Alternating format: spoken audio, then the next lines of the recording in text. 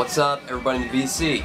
Craig here, doing a contest entry. Yes, have not done one of these in way too long. So, giving some big congrats to my brother, AJ, my little metal brother, over here on YouTube.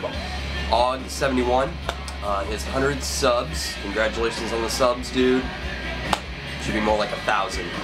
And his contest, passing the torch. So pick 5 albums that you want to pass down to your kids. Now, I don't have any kids yet, but trust me, I've thought about this one for years. This has been one of those constant things I've thought about, especially thinking about, you know, when I was younger, my dad's collection and what he'd pass down to me, and then what I would want to pass down, you know, as an adult. So, an ever-going thing that's been in my head for years, so this is great that I can finally talk about it. So, first things first, what's in the background? Little Dog Man by King's X. Oh, this album's so fucking good. VC Cheer. Sounds so good. Anyway, so, my 5. Now, if I was just going at random, this would have taken me probably a few months to narrow it down, and if I would have narrowed it down, then it would have been about maybe 100, and then it would have never ended. It depends on what style of music I'm into. It's like 5 metal albums, 5 new wave albums, 5 folk albums, you know, the list, it just goes on, and it just gets fucking monotonous. So, I went with my top 5 favorite bands / artists. Now, what kind of classifies my top 5?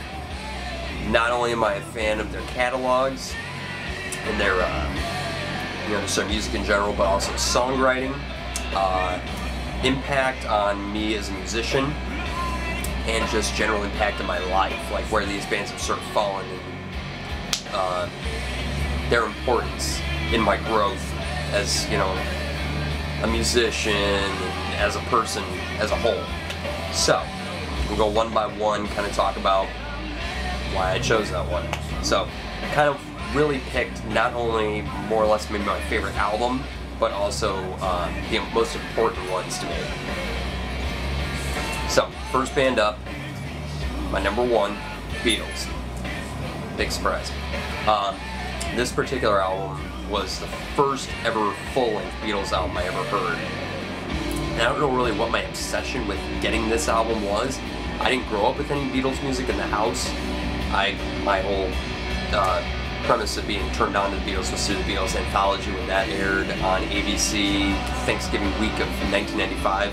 So that was my week of introduction into the Beatles. And from then on, it's just been a total love fest for me. But I don't know why I chose to start with this album. This was the first one I bought on CD that following summer. And that would be Rubber Soul. This is the Japanese pressing that my wife bought for me for Christmas almost 2 years ago. Now, this particular pressing I would obviously want to pass down to my kids because it's important to me, because it's such a great album, but also because it was a gift to me from their mother. So, why this album in particular? Not only are the songs as a whole, like this whole album flows, it's the first album of theirs that really flows from beginning to end and doesn't feel like it's sort of put together.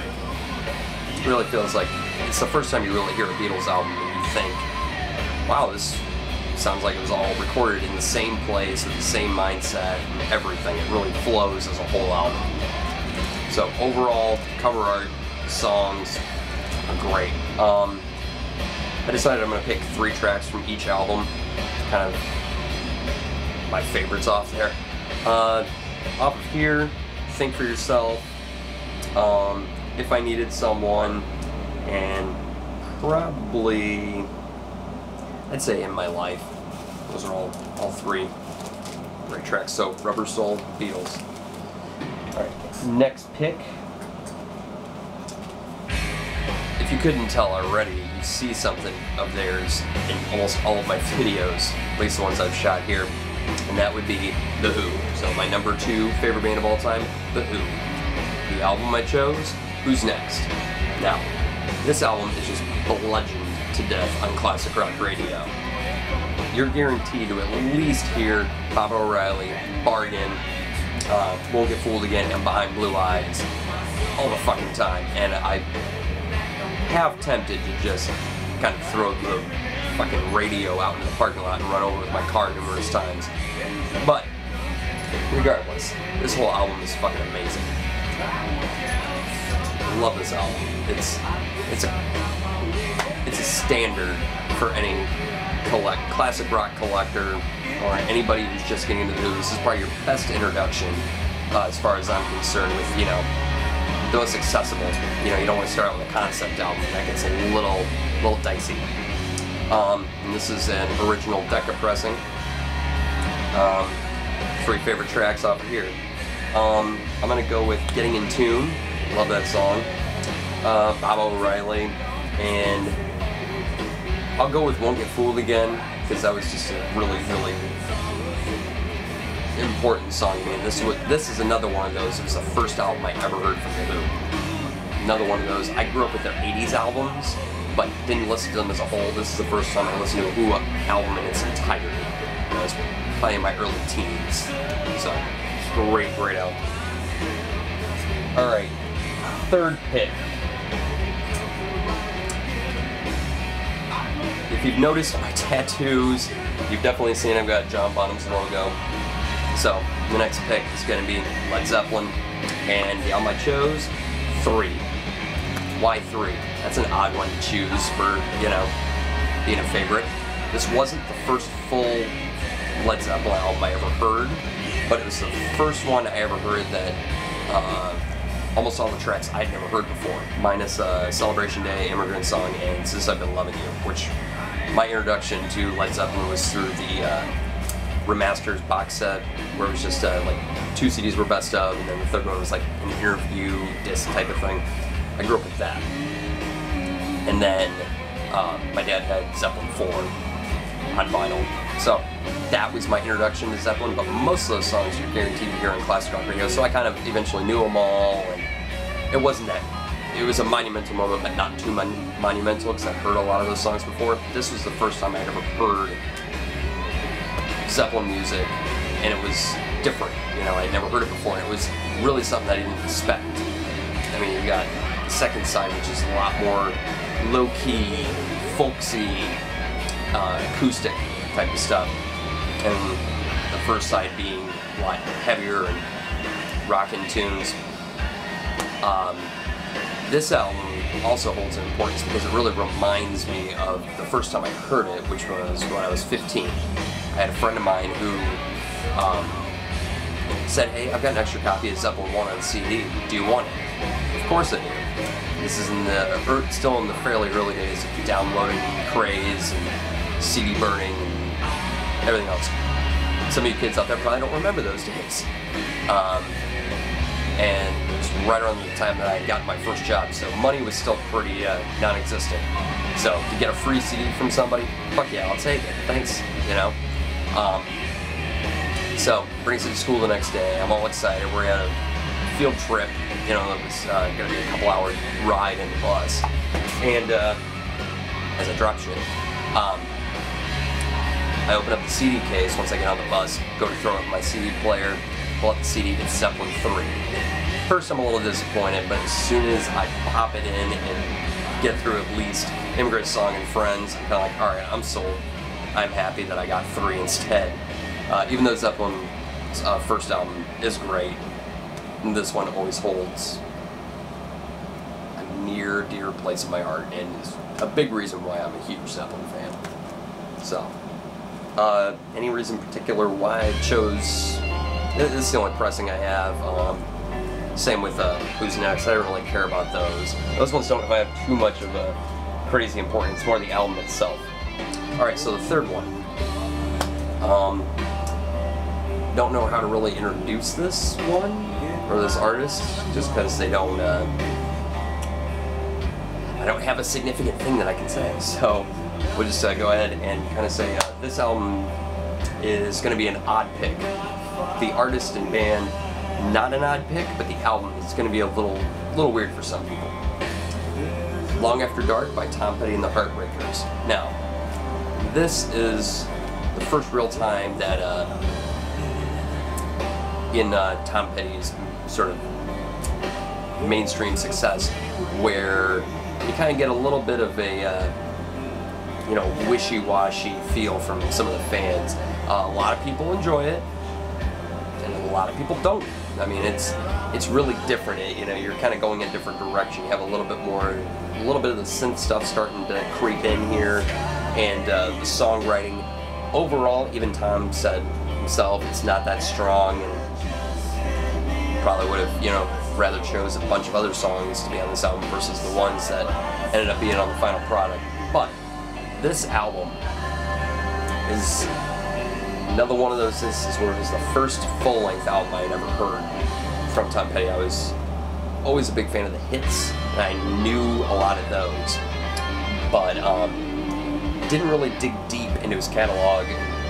Really, this is what sparked it. My dad had this. I remember when he bought it on CD in the early to mid-90s, and he had it on vinyl, whatever.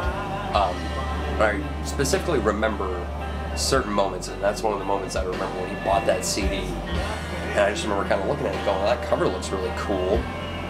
You know, I wonder what it sounds like. And they were playing it for me, and it was just, it's kind of like one of those weird eye-opening, like, wow, there's so many songs on here, and there's only one song you're guaranteed to find. You know, if you're gonna buy a greatest hits, you're guaranteed to, you know, see You Got Lucky. I mean, if there was ever like a repeat of Tom Petty's greatest hits that was just rehashed and rehashed and rehashed, that would be the song that would be, you know, from here, thrown on there. But this whole album has all these songs that you're just, it's kind of like discovering these hidden gems that you know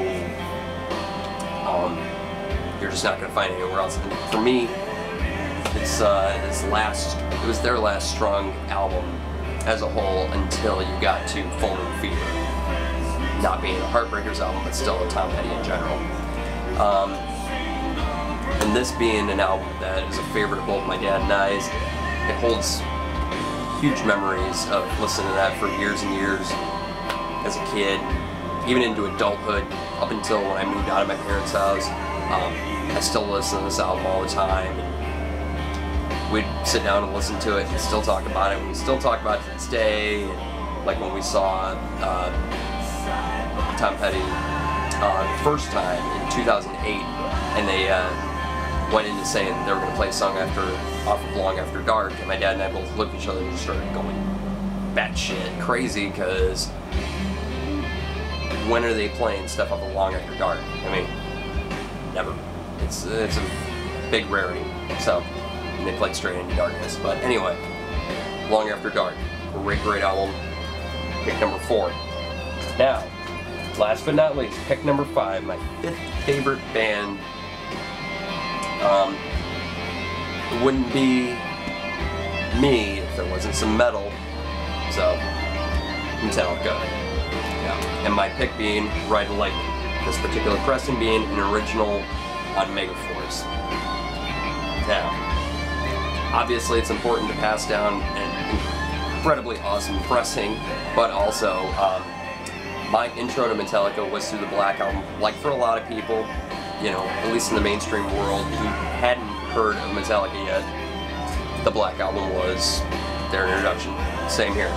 Videos being all over MTV, their songs being all over modern rock radio. Of course, I knew who they were. Didn't really get a chance to backtrack too far into their catalog until a little bit later. So, I mean, I got into Metallica when I was about 8 years old or so. Didn't really get a chance to get further back until going into my teens. I knew songs, but I didn't get a chance to get full-length albums until you get a job, you get money, what do? You blow it on music. You don't give a shit about anything else. So for a car, fuck no. Why would I do that? Yeah. That's beside the point. I can distinctly remember when I was 16, a good buddy of mine, I'll mention him on here because I can, my buddy Jason. I know he's probably going to end up watching this. We both became really good friends when I was about 16. We worked together, really immediately bonded over music, and especially over Metallica. We're both huge fans. And right around the same time, we decided to really just start buying up their entire catalog. We both didn't have everything, so we just started going on sprees and buying everything. And I distinctly remember the night that I bought Ride the Lightning on CD. I'm trying to remember, like, that feeling. It was this weird. Jason was actually there when I bought it. I ran into him at the store. But I'm trying to remember that exact feeling of getting into my car after buying the CD, opening up the packaging, putting it in, and the first notes of Fight Fire with Fire come on, and I'm just like, what the fuck? Wow. That CD did not leave my CD player for weeks, months. It took forever, and even when I get in a Metallica mood, the first album I go to is Ride the Lightning. It's the only Metallica album I own multiple copies of on cassette. One of the few I have bought multiple times. I mean, I think most of my Metallica collection I've had to buy more than once because I've just burned through them, on CD at least. Ride the Lightning is important because it holds so many memories of that particular time. You know, it was really when I was developing my own independence. When you really start branching off from your parents and becoming your own person, developing your own identity.